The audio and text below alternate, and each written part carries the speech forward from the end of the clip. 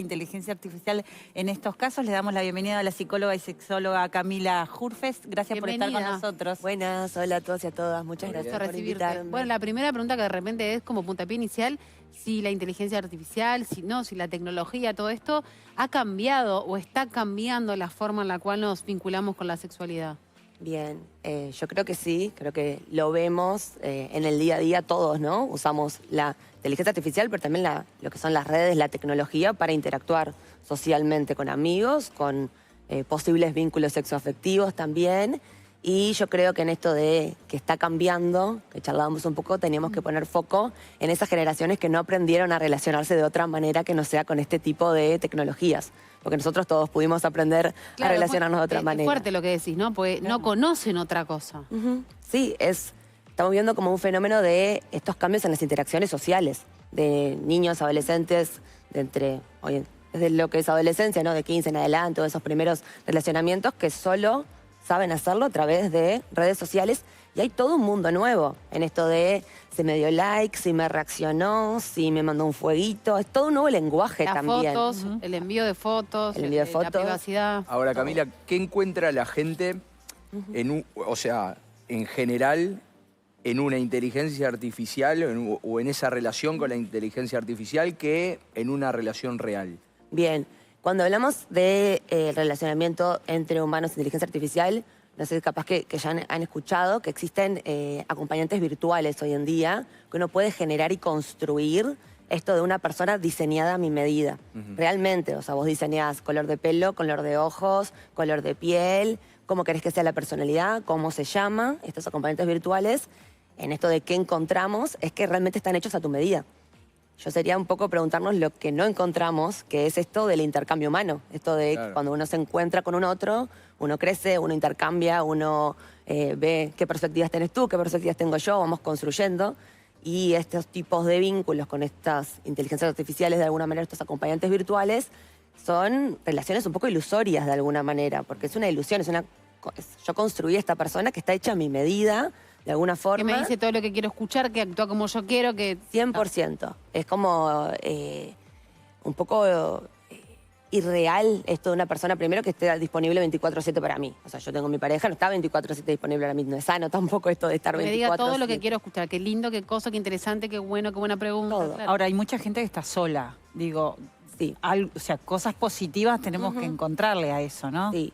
Yo creo que en esto de evaluar por qué también las personas acceden a eso, creo que este mundo de la hiperconectividad o hiperinformación es bárbaro para un montón de cosas, pero también esto de que tenemos la creencia un poco de que estamos más conectados que nunca, ¿no? En esto de las redes, un montón de cosas, pero al mismo tiempo hay números de depresión y de salud mental muy graves. Entonces vemos que la gente se siente más sola, la gente necesita compañía, tiene sentimientos de vacío. Entonces es una forma de relacionarse para muchas personas que no encuentran otras formas.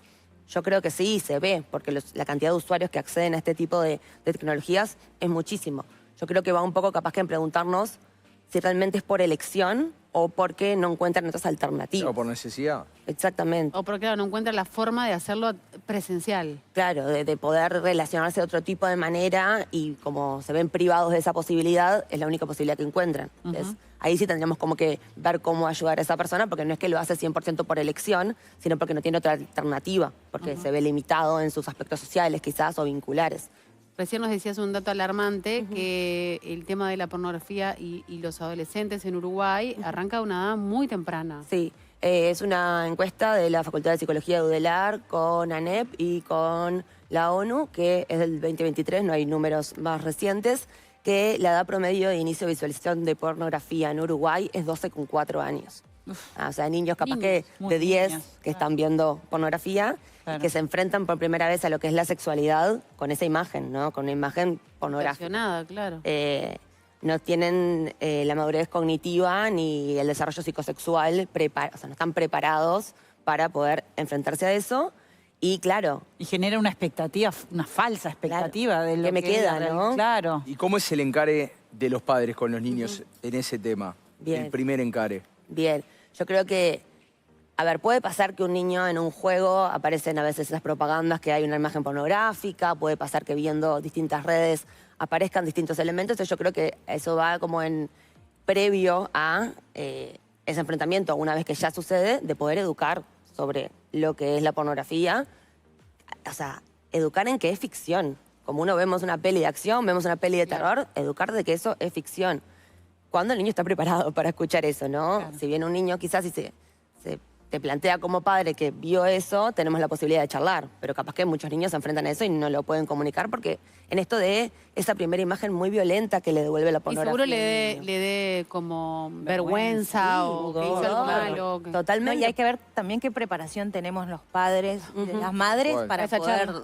tener esa charla. Sí, también. 100%. No, porque también nosotros como adultos, yo por lo menos no tuve educación sexual Claro. en nuestra trayectoria educativa, entonces también poder enfrentarnos a esa charla es recontra difícil porque tenemos como que pensar de nosotros mismos primero. Y la sexualidad en general siempre incomoda un poquito porque siempre te toca como fibras adentro de, ay, yo como viví esto, yo como pasé Pero la recomendación esto. es hablar con ellos, decirle esto no es para tu edad o Sí. cómo. Yo creo que la recomendación es poder evidenciar las cosas teniendo en cuenta el proceso madurativo del niño. Obviamente, se habla de la edad cronológica y a medida que van creciendo, qué información puede ir obteniendo este niño. No vamos a ir con ciertas informaciones a niños No, pequeños claro. que no son necesarias. Y siempre se habla esto de ir, en esto de hecho a tu medida un poco, de ir respondiendo a medida que los niños van también preguntando. Porque muchas veces le hacen una pregunta a uno y uno intenta, toma, yo me estudié el librito, toma, esto es todo lo que Bombardear tengo". información. Claro, A toma. mí una vez me dijeron también que me pareció muy útil preguntarle qué entendía él primero, Bien. antes de decir Eso. yo. Sí, como en esto de devolver exactamente lo que me están preguntando y no, viste, no, porque uno arranca y empieza a explicar y todo el cuerpo humano. No, vamos a dar la respuesta que este niño estaba preguntando. Y con cuánta veracidad también debe depender de la edad, ¿no? De la edad. Porque siempre cuando éramos chicos, la cigüeña, no sé qué, y al final terminaba. ¿Hay que Eso filtrar, sí, claro, por eso. información o no? Yo creo que hay que entender con qué niño también estoy hablando. Ajá. Que eso es recontra importante. No todos los niños son iguales, no todos los adultos son iguales, no todos se han enfrentado a lo mismo en esto de, bueno, si vi una imagen pornográfica, si escuché que un amiguito dijo algo. Claro. En esto también que decías un poco de preguntar un poco y ir a medida de cómo yo voy entendiendo que este niño tiene esa capacidad de ir entendiendo. Pero yo creo que en esto de poder dar información, la información es poder. O sea, tener información respecto a la sexualidad nos va a ayudar como posibles adultos el día de mañana a tener herramientas para actuar ante distintas situaciones y a esta palabra que a veces está un poco trillada, pero de poder empoderarnos con nuestra sexualidad, nuestra corporalidad, nuestra forma de ser y nuestra identidad también. Ahora es importante también planteárselo desde el lugar de que no es un tabú, de que no es algo malo, de que, Claro. de que es algo que está bien, que es normal. Sí, que es parte de lo que somos. Somos seres sexuales, es una realidad. Muchas veces nos centramos en la sexualidad solo en el aspecto que nos suena la palabra sexualidad. Y la verdad que la sexualidad es la identidad, es el Claro. género, es cómo nos vestimos, es cómo nos llamamos, es qué colores nos gustan. gusta, claro. Todo. Entonces, son construcciones que vamos haciendo a lo largo de nuestra vida. Mientras más información vayamos teniendo, esa construcción va a estar como más rica de alguna manera. Yo creo que ahí está como un poco la clave. Y estar expuestos tempranamente a cosas, contenidos que no son para ellos, ¿puede después marcar la sexualidad en el adulto? Y de alguna manera sí, obviamente depende del caso, pero si un niño que no tiene la capacidad para discernir qué es real y qué no, se enfrenta a una imagen, por ejemplo, pornográfica muy fuerte, esto que decías, capaz que lo ve como un tabú, capaz que lo ve como que le da vergüenza, capaz que aprende que ese modelo es el que tiene que seguir, entonces después su corporalidad no era la misma que vio, su genitalidad no es la misma que vio, Claro. su actividad sexual no es la misma que va a realizar, entonces las expectativas son muy grandes y el enfrentamiento con la realidad puede llevar a situaciones angustiantes, de ansiedad, en esto, bueno, tengo que rendir como esta persona que vi en el video, entonces me enfrento a la situación sexual y la ansiedad me come. Eso es una realidad. Camila, ¿y vos sentís que ha habido también un cambio en la edad que los niños se inician en la vida sexual? Bien, estuve buscando un poco de números en Uruguay sobre la iniciación sexual. Había un último estudio del 2022, o sea, estamos todavía ahí, pero sí hay a nivel mundial una tendencia a que esa edad está subiendo. Ajá. ¿Tá?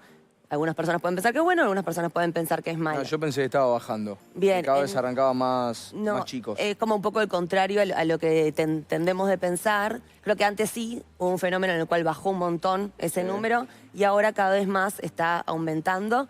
En el 2022 era 15,7 años de edad en Uruguay y en el 2018 era 15,3. O sea, subió un poquito en 2 años. El hablaba tema es que así. si se ven solo virtual, ¿pasa un poco por ahí o no? Por eso, por el acceso a la Yo información. creo que tiene que ver con el acceso a la información, tiene que ver también con este fenómeno un poco que se está dando de que hay una tendencia un poco mundial que le pusieron el nombre de recesión sexual, que como recesión económica, pero recesión sexual, que es esta idea de que los jóvenes cada vez tienen menos relaciones sexuales.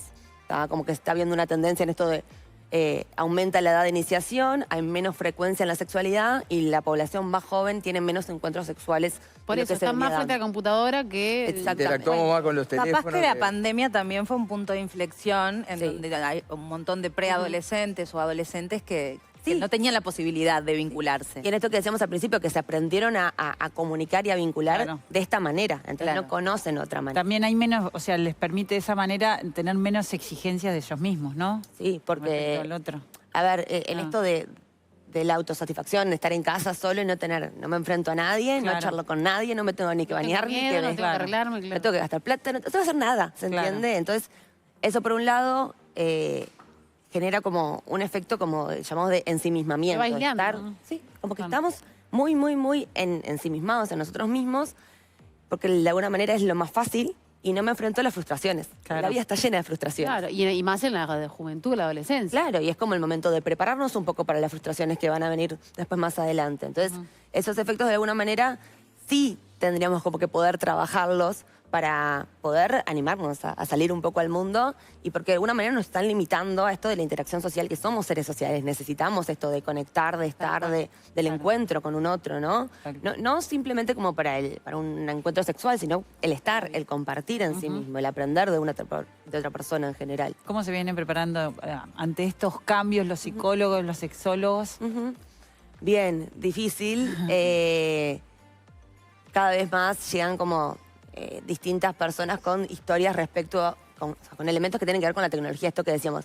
Pero me puso un like o me puso determinada situación y es como todo un lenguaje nuevo a Claro, tener en claro. cuenta en los contratos de pareja, por ejemplo, ¿no? Porque antes, bueno, infidelidad, bueno, estuvo con otra, la vi, bueno, ahora es, le puso un like en no sé dónde. ¿Eso qué significa? Bueno, ¿qué significa para tu contrato, no? Pero Claro. son elementos nuevos que tenemos que agregar, que Claro, tenemos claro. que empezar a contemplar, que antes no contemplábamos claramente. Y con esto de la inteligencia artificial yo creo que mucho hay que trabajar y aprender nosotros de nuestro lado para tener herramientas de cómo utilizarla también para nuestro trabajo. Porque a veces se endemoniza un poco, que sí, hay muchos elementos que tenemos que tener cuidado y cautela y todo, pero también podemos usarla como un recurso. herramienta, claro, claro. como en esto que decía recién la persona de nos va a quitar el trabajo, ¿no? Yo creo que si aprendemos a usarlo quizás de una manera que nos sea útil, Nos puede ayuda. ser, Nos ayuda, exactamente. La idea no es competir, sino que nos ayude, que como nos todas las ayude, tecnologías que claro. fueron Claro. surgiendo, ¿no? A lo largo de la historia.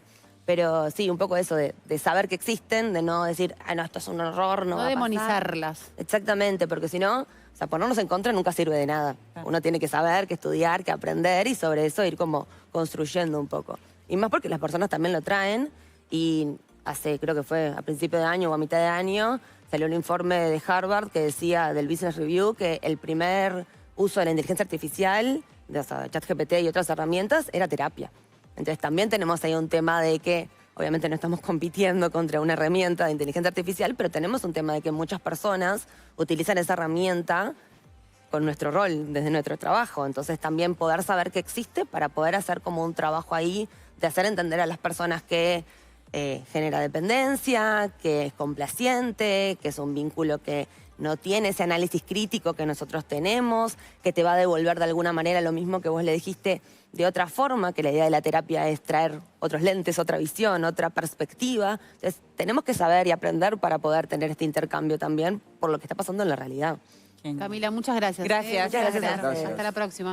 Nos vamos a la pausa enseguida.